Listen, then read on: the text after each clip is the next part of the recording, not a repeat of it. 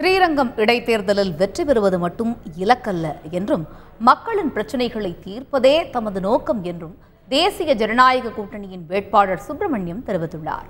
பாஜக வேட்பாளர் சுப்பிரமணியத்துடன் எமது செய்தியாளர் விஜயகோபால் மேற்கொண்ட நேர்காணலை பார்க்கலாம்.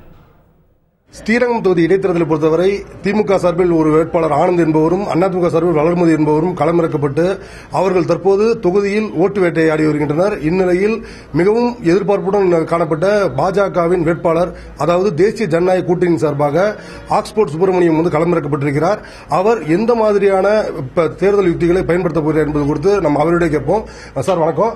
இப்ப நீங்க பாஜக சார்பில் களமிறக்கப்பட்டிருக்கீங்களா இல்ல தேசிய ஜனநாயக கூட்டணி சார்பில்? தேசிய ஜனநாயக கூட்டணி சார்பாக களமிறக்கப்பட்டிருக்கிறோம்.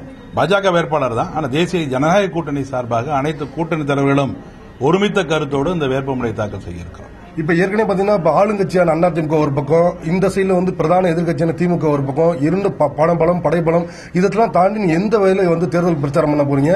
என்னத்தை முக்கியமான பிரச்சார யுக்தியை பயன்படுத்த போறீங்க? எங்களுடைய எண்ணம் தேர்தலை பொறுத்தளவு மக்களுடைய தேவையை பூர்த்தி செய்ய வேண்டும், அடிப்படை பிரச்சனையை தீர்க்க வேண்டும், அவர்களுடைய தொந்தரவுலாம் நீங்க வேண்டும் என்பது எங்கள் கருத்தாக இருந்து கொண்டிருக்கிறது. ஆகவே தேர்தல் என்பது எங்களுக்கு ஒரு வெற்றி கழிப்பு கிடையாது, ஒரு பொழுதுபோக்கு கிடையாது. அதே நேரத்தில் எப்படியாவது வெல்ல வேண்டும் என்கின்ற கருத்தெல்லாம் கிடையாது. எங்களுடைய தேர்தலை பொறுத்தவரை மக்களுடைய குறைகளை தீர்க்கக்கூடிய நபராக மாற வேண்டும் என்பது நரேந்திர மோடியுடைய சிந்தனை. உங்களுடைய தேசிய ஜனநாயக கூட்டணி கட்சியுடைய தலைவர்கள் மற்றும் உங்க கட்சியிலே இருக்க முக்கிய தலைவர்கள் பிரச்சாரம் பண்ண வராங்களா? அவங்க எப்போ வராங்க? எங்களுடைய மாநில தலைவர்கள் அனைவருமே இங்கு வருவதாக கூறியிருக்கிறார்கள்.